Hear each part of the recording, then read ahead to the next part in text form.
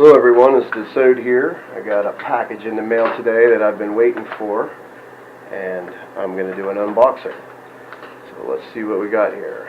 I've been waiting and waiting and waiting for this.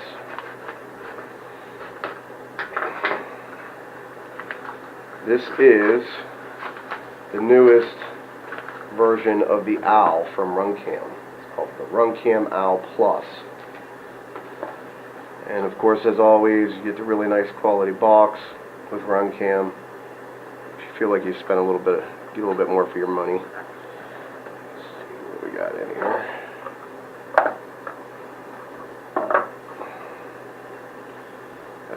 Shop at Runcam. Some information. Here it is.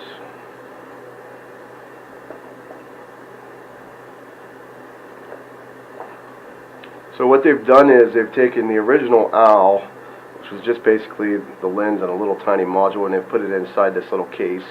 We've gone from 9 grams to, I believe, 15 grams, and we're going to check that out too.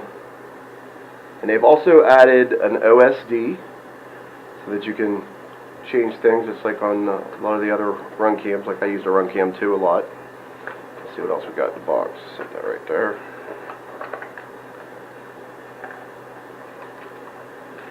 And hey, we got a lens cap this time. Didn't get one of those for the Runcam 2, so that's a nice addition.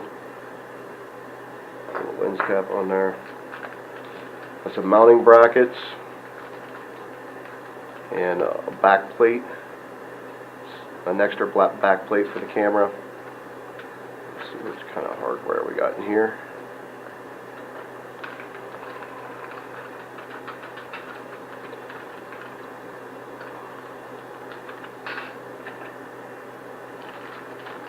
This camera's had a lot of talk about it, and I never got to try the Owl. I was just getting ready to buy the Owl when they came out with the Owl Plus, so I jumped on that right away.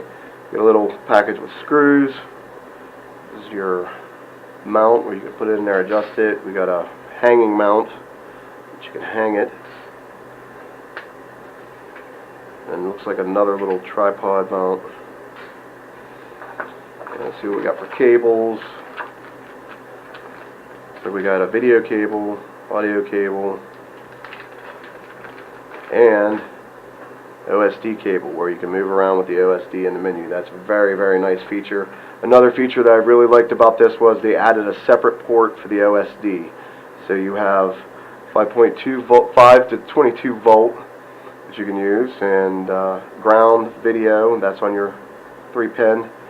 And then you have a separate port for your ground and OSD, so you can plug your OSD directly into the camera. That is a very nice feature. Hope we start seeing a lot more of that from Runcam. And then here we have a little video cable with, it's got the 3-pin, and go into your female RCAs. And one more little cable. Looks like your little cable to hook it up to your quad. Okay, so let's talk about the features of this camera. We've got lots of good things with this one. This is a true 0.001 Lux Starlight camera. So this is kind of the top of the line cutting edge area as far as what we got in FPV cams, designed for a mini drone or a small drone, 250 class and under. I mean, you could even put this on a 150, maybe even smaller. This is very, very small. You can see like up to almost the width of my thumb, maybe a little bit wider from the top. So that's very nice. Another thing we have is the lens is an f2.0 large aperture lens. Field of view, we have 150 degrees wide angle lens. It's IR blocked, filtered, and supposed to do bright, vivid colors in the daytime also, and then transition to black and white when you go into the really dark areas to fly at night. So that's going to be very interesting to see how that does. I know my Lumenier here, which I don't know if you can see it right here.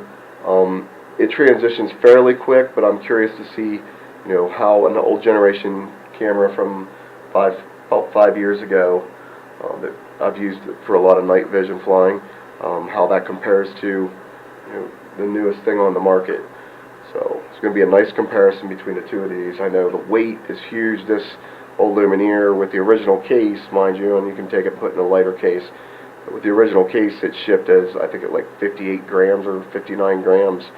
So I mean, that's pretty heavy, as opposed to 15 grams. And if this thing can do better than that, then I'll be very, very happy. Now, one thing I'm looking for with this camera is the voltage, and they claim 5 volts, so run off of 5 volts all the way up to 22 volts. So that's covering everything from a 2S battery clear up to a 5S battery, which can do 21 volts. One of the issues I've had with Runcam, the Runcam 2 specifically, is that when I run it on 5 volts and the battery starts to get low on my quad or a plane or whatever I'm running on, I had a couple of times right as I was coming in to land, which I still had plenty of power to fly for at least 2 minutes, I lost visual feed. And that was a concern, so what I ended up doing was taking a Runcam 2 and then switching it to 12 volt on all of my systems. That eliminated the issue. But I'm curious to see with some testing if this thing will truly do 5 volts and not have that issue when you're getting low on the battery but you still have 2 minutes of flight left. I don't want it shutting off on me. So I am going to test that. That's one of the things that I'm very curious about. Okay, so let's see what the scales are. They're saying 15 grams. And I'm getting 14, 15. Teetering right there, and we'll throw in a cable. Cable's putting me at 15, 16.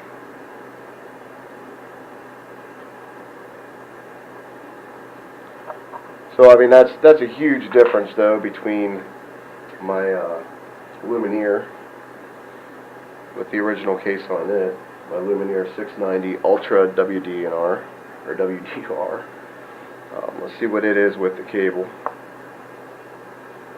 So yeah, you're at 51 grams right there. That's a heavy camera, even though it's a great camera, and you can lighten it up with the case, which you know, that's something that you would definitely want to do if you pick these up used.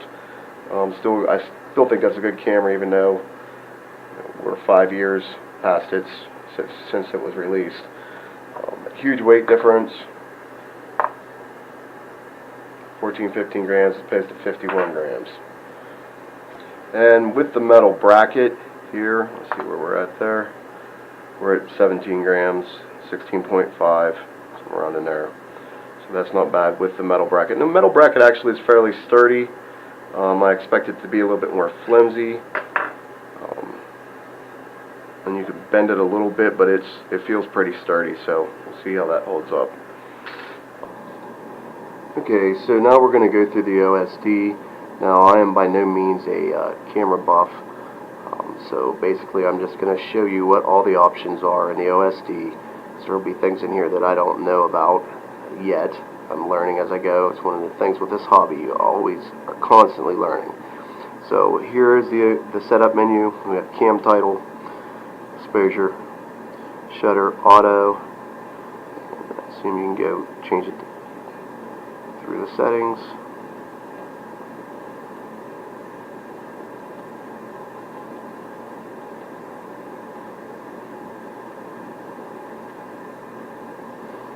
Your brightness.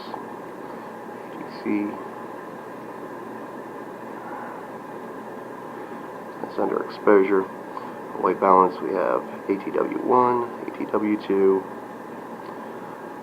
ACW set, manual,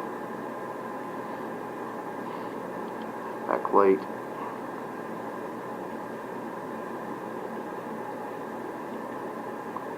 day and night settings.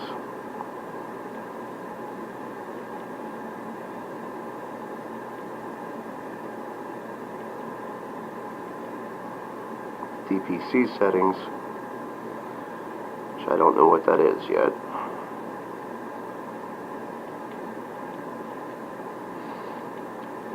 Image adjustment.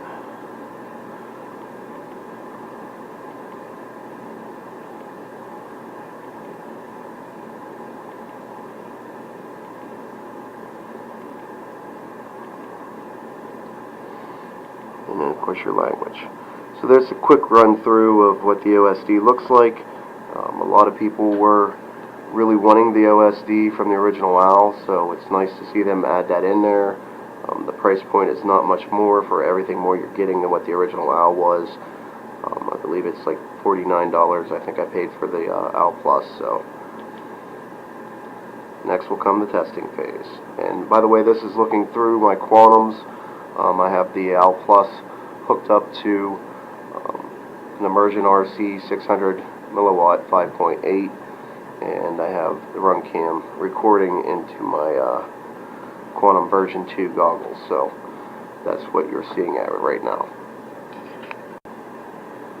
Okay, now let's see a comparison of how fast it transitions from just having one light on in the room to a light further back in the hallway. So it's going to get pretty dark in front of the camera. We'll see how fast it transitions between the two.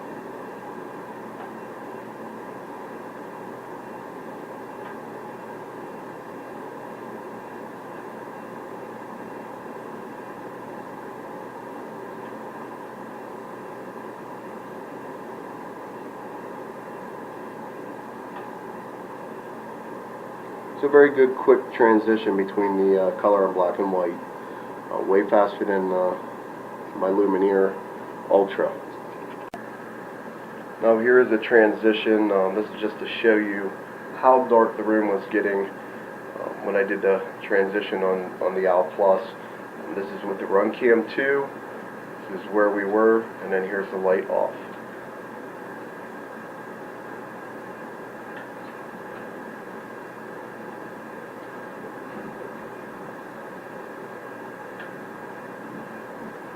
That's the Runcam 2, so you can see how dark it was when we transitioned to black and white on the Runcam Owl Plus.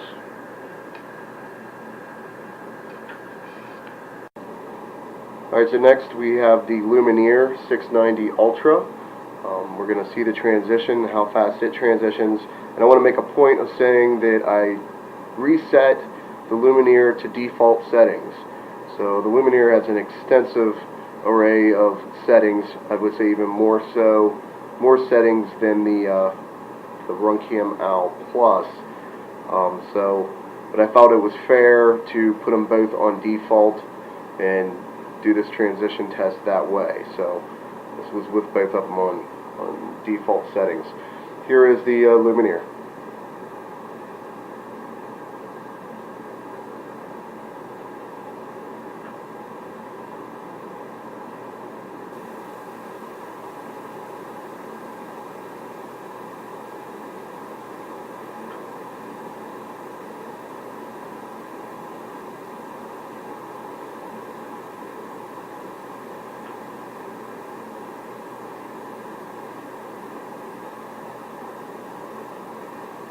That time it didn't even come back into color.